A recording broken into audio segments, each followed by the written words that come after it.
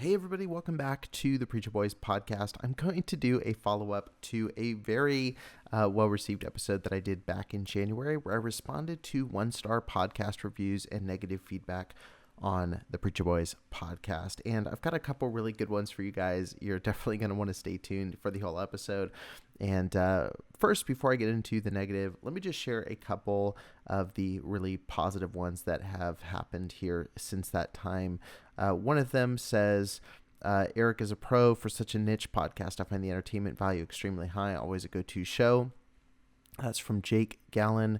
I have one from Momming123. It says, certified sex coach here.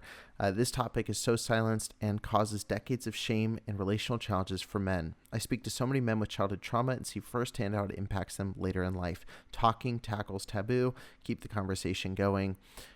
This one says, it's from Beautiful Keen Jean. It says, information that needs to be heard. Growing up in an uber religious environment, I understand how these tender topics absolutely need to be out in the open. And let's find one more. This one says, this is from our friends over at the Church Split. It says, necessary retribution. The show is so needed nowadays, not because we need more gossip, more scandals, or more shock and awe either. We need this show because it holds people accountable and gives healing to various victims. Thank you, Preacher Boys Podcast, for being bold enough to do what you do and teaching people to always be vigilant no matter where they are. So there you go. That's a couple of the positive reviews. Now, let's get into some of the negative reviews because, as you guys know, there are a lot of folks that don't appreciate the show the way that the people that I just mentioned do. So let's go ahead and jump into the first negative review. This one's honestly not super hateful. This is just kind of a suggestion, I guess. This is from NC Big Dave. It says, too long. I listen to all your podcasts and YouTube videos. The content's needed. Well, thank you. That's good. It says, but podcast videos need to be a 30-minute max. I really used to agree with you, and I try to keep it as short as I could. Yeah, with anything that's a solo episode like this one right now, I try to keep them a little bit shorter. With interviews, I try not to cut them down too much. I want people to be able to share what they need to share. I've definitely gotten, I believe, better at moving the conversation along. But yeah, I hear where you're coming from. What I've heard, though, from the majority is that people want more and they want longer episodes. And I always pushed against it because I thought that people would lose interest. But when I put out polls and stuff in the Facebook group, people just go nuts for the longer interviews. So it is what it is, I guess. Everybody has their own preference on it. I definitely agree with the 30 minutes. I used to love driving to work and having a podcast on the way there, podcast on the way back, but I get what you're saying. This one is from Old Time Preacher. This one says, whining. You're such a crybaby. Grow up. You can't handle any preaching. Waste of time. Very thoughtful, kind rebuttal there. I think this one would be an awesome t-shirt. If you guys agree, just drop a comment that says t-shirt, because I think we should make these and give them out or something. And then this one is from Slippy BR549. What's up, Slippy? It says, you had me, then you lost me. Story of my life. It says, as a former member of several IFB-leaning churches, though not the worst kind, I was interested in your reporting on abuse issues, plus some of the guest interviews were informative. However, you lost me after the episode about the curriculum being connected to the Capitol riots. I'll explain that in a second. It says, giving a favorable platform to a HuffPost writer, questioning whether the public school system is indoctrinating kids. Seriously, where have you been? Disparaging private religious schools using vouchers, and worse, connecting these Christian school curriculums to the Capitol riots is shameful. Apparently, I misunderstood this to be a pro-Christian podcast trying to help victims. Clearly not. So basically what they're referring to, he or she, I'm not sure who this was that left this review. They're referring to an interview I did with a writer who used to work at the HuffPost, at Huffington Post, or HuffPost, whatever, Huffington Post.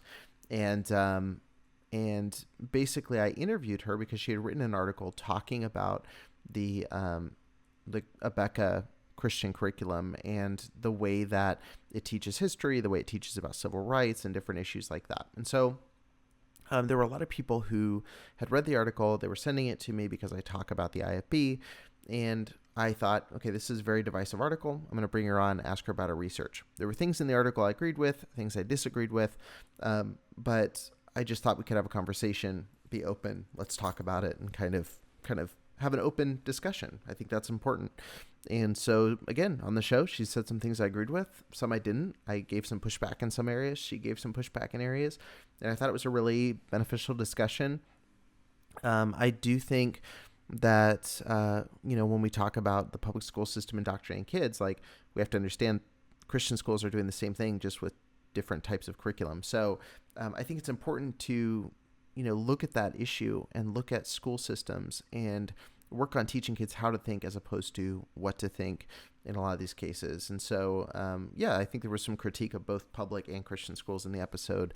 But like I said, I wasn't hemming her on because I was trying to push some kind of agenda. Like, I wanted to talk to her because a lot of people had mentioned the article. And she was very kind. I thought our article was very good. I thought there were some things that, I wouldn't have said or pushed as far, but that's okay. We can disagree in how we handle these kind of things. This one is from Victor and not Victim. I guess that's a play on the word victim. It says, bathing in toilet water. After listening to this podcast, I feel like I just took a bath in toilet water, and our good host has tried to convince us that we have now become spiritually clean. What a powerful first sentence. Our host is an embarrassment to the cause of Christ. As someone that has spent the last 30 years helping people in over 60 countries, see that our good host is mentally myopic, intrinsically bitter, and spiritually bankrupt. I can see that your North American culture has blinded you from your victory in Christ and exposed your lack of spiritual objectivity. I have no comment on that. Next is, this is from Austin KJV. It says, Hamblin is a straw man. I've been in the IFB for 10 years. I'm an associate pastor and know a large percentage of people in the movement. I've never heard of John Hamblin until these podcasts. I don't know what to tell you. John Hamblin is a notable figure in the IFB. People in the IFB would say that. He may not have been popular in your circles, but if you haven't heard of him, you just haven't been listening. John Hamblin is very well known, and he's definitely not a straw man. He represents a large amount of people in the IFB, and he's hosted in several churches every year, so definitely not a straw man. This one is from 76 Runner. It says, pass. Ouch. It says, Eric is very intelligent, obviously extremely compassionate toward those who have suffered abuse. Thank you. However, many of his guests seem more interested in gossip rather than in proclaiming truth. What's more, if you're looking to make the scriptures your final authority, just know the scriptures are usually used, if at all, merely to support an argument rather than allowing them to speak for themselves. Personal experience seems to be more important here than objective truth. Look, I understand what you're saying. This show is not a philosophy or theology podcast. I definitely have episodes where I talk to people that I'm interested in discussing some of those things with, and so that will come up in conversation. But ultimately, the show is about personal testimonies and experiences. So if you're talking about what the show is going to emphasize more, it's going to be a lot of personal experience. And, and my guest might use scripture in a way that you disagree with, and I might use scripture in a way that you disagree with, but ultimately it's about people's experiences. This show is about people's personal stories. It's not, what is the original, this say about the end times. Like, we're not going to go deep into some of those topics that some other podcasts might do and might do very well. And our show might do from time to time, but it's not the primary goal. And so I do appreciate the kind words about myself. I appreciate, recognizing that there is compassion behind this. But, if you're upset that there's too much of a personal experience being shared versus, more of like a lecture about, scripture or something like that, then that's something I would have issue with, because that's not the purpose. That wasn't the goal. This one is from Kentucky Grace 63. It says, overall lacking in depth. This would be an interesting podcast, but I find the interviewer lacking in well thought out questions and really doesn't offer anything to the podcast. This would be better with someone that has even a little bit of authority in this matter, rather than a guy who just seems to have a problem with the church he grew up in. Overall, either get a new interviewer or learn how to do this better and stop wasting people's times. I forgot about this interview till just now, and it's really funny. And if you're watching this, I don't think you will, but don't feel bad. But this is actually the only review that I've gotten since I've started the show that stopped me in my tracks, and I felt really bad reading this. And it was actually late at night. It was really stupid. I felt really dumb about this, but I got in bed, and it was like 11:30, and I went to go just check reviews, check downloads, all that stuff on the show. and I saw this article or this review. And here's the thing, just a quick thing. Like when I see a 1-star review, they don't really bother me. When I see a 5-star review, they're very kind, but you know, unless there's like a big story or something, then it's like, it'll be really powerful. But like the extremes on either side don't really affect me either way. Like obviously I like seeing the positive, but like when I see a 1-star review, like where my show's completely without merit or they completely hate everything, that has no effect on me emotionally whatsoever. Because if you can walk away from anything and just give it 1 star, like I feel like the issue is probably more with the listener than with the content, because I get it. If you don't like me, that's fine. But with the guests I've had on, like if you walk away and go like, oh, Elise Fitzpatrick, 1 star, you know, like that's probably you more than it is the show. But when I see a 3-star, those are the ones I pay most attention to, because they obviously appreciate something, but they have some critique. And so I read this really ready to take in this feedback. And when I read like, oh, the interviewer doesn't add anything, get a new one, or stop wasting people's time, I was like, man, it like hit me. And it hit my ego, you know, like I was like, man, that's really, really harsh. And that hit me in a big way, because one of the things I do really pride myself on is the interviews. I pride myself on doing a lot of research for the interviews. I really do put a lot of thought out in my questions. I know I definitely sometimes catch myself mumbling or stumbling and things like that, which is normal. But this one really hit close to home. As far as the well thought out, I definitely do put a lot of research into the show. I can guarantee you that. I do understand what you're saying about authority on the matter. But I would say I've really tried to bring in a lot of experts to fill in the gaps where I don't bring in the expertise. And what I do take from this review, though, is it just encourages me to do better research, encourages me to ask some better questions, take more time, and continue bringing in experts that can fill in the gaps where I can't. Because you're right, I'm not a psychologist, not a legal expert, would never claim to be, and will never claim to be unless I become one somehow.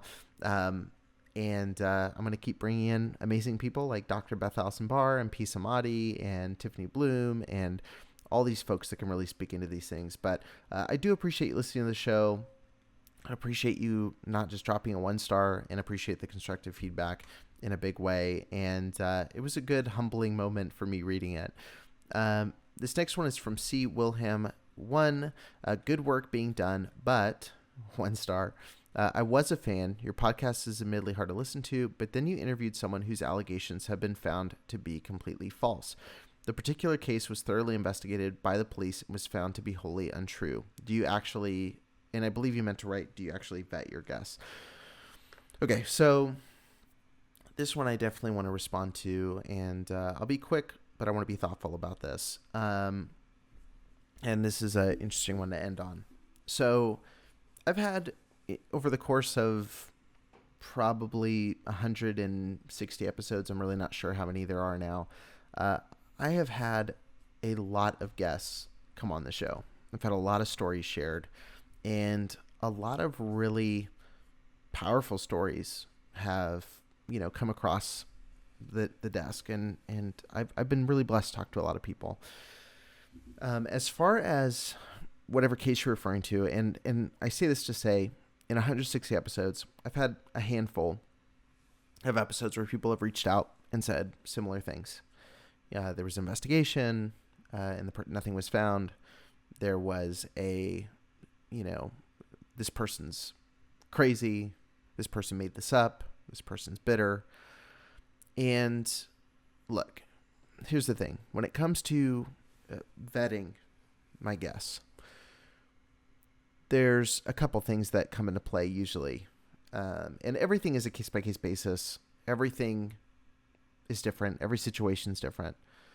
But when it comes to, quote-unquote, vetting my guests, there's not a ton I can do to give a bulletproof, yes, they're absolutely telling the truth. Because I'm not a police officer. I don't have all of the evidence in hand. I don't have this.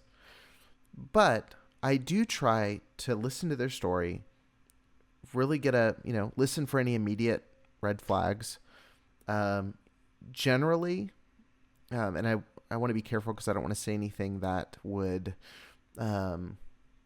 I don't want to say anything that would disrupt the privacy of anybody that's been on the show, but most of the people that have been on the show, I've had another victim reach out privately and confirm, or I've had other people who have told me of something that's happened.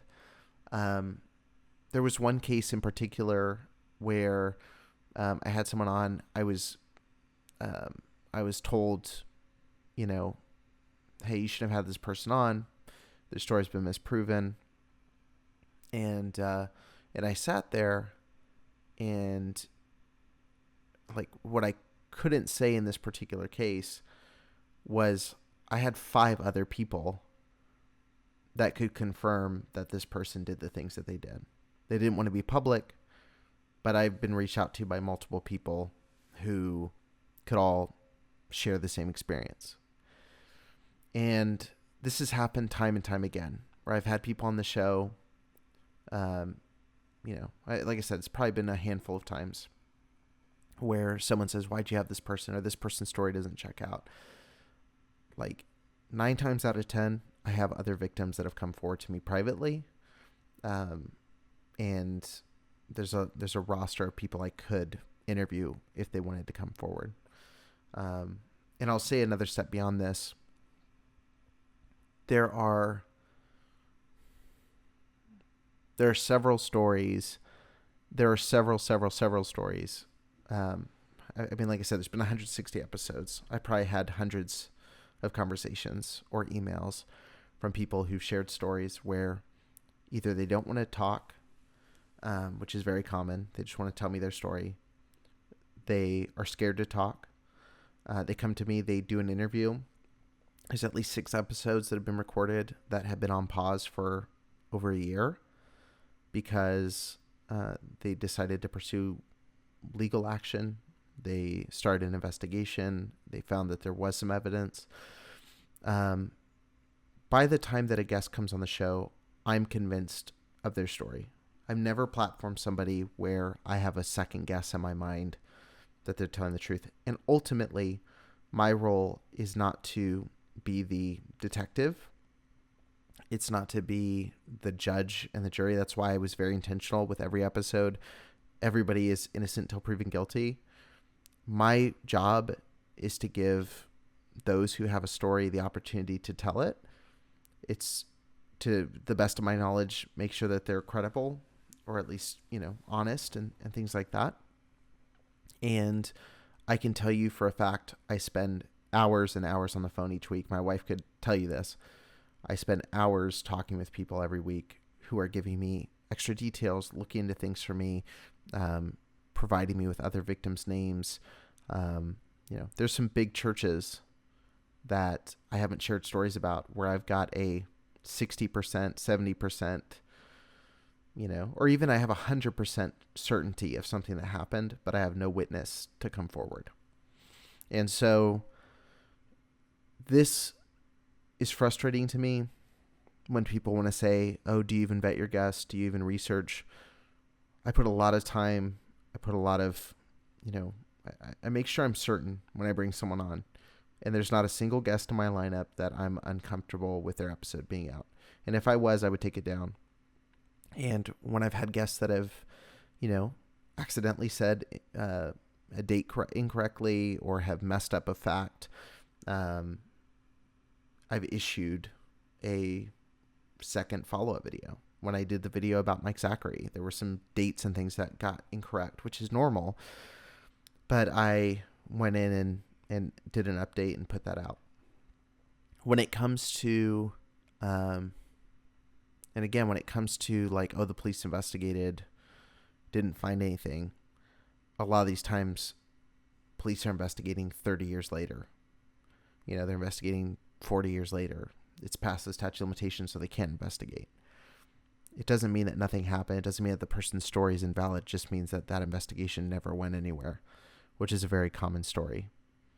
And so I want everybody to know that the credibility of the show is very important to me. I take it very seriously. And if people realized how many cases are at some of these churches, it would shock you. If you realize some of the people that have been talked about in the episode and the fact that there's 5 or 6 or 7 victims. Like there's been places I've talked about where I've talked about 4 or 5 or 6 victims, and there's 3 or 4 more or 7 more or 8 more that haven't come forward publicly. And so, look, I do the best I can. Can mistakes happen? Yes. And when they do, I'll address them. But I can guarantee you that I put as much effort as I can into ensuring the credibility of the show, the safety of my guests, and the safety of those that come forward privately and share their story with me, because that's very brave. It takes a lot to be willing to do that. But I don't want to end on such a low key note, but that's the last one that I have. But I hope everyone knows, like, this show and the survivors on it and the stories that are told on it are very, very deeply important to me. And I do everything I can to protect the integrity of the show and all of the past, present, and future guests that'll be on.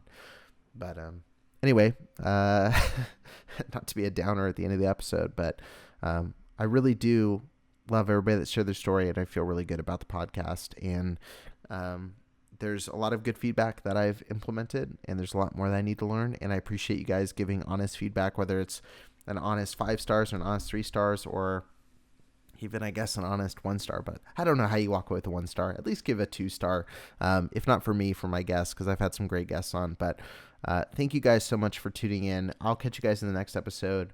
And I really, really appreciate all the ongoing support of the show. I know I say that a lot, but I mean it a lot. So thank you guys so much, and I'll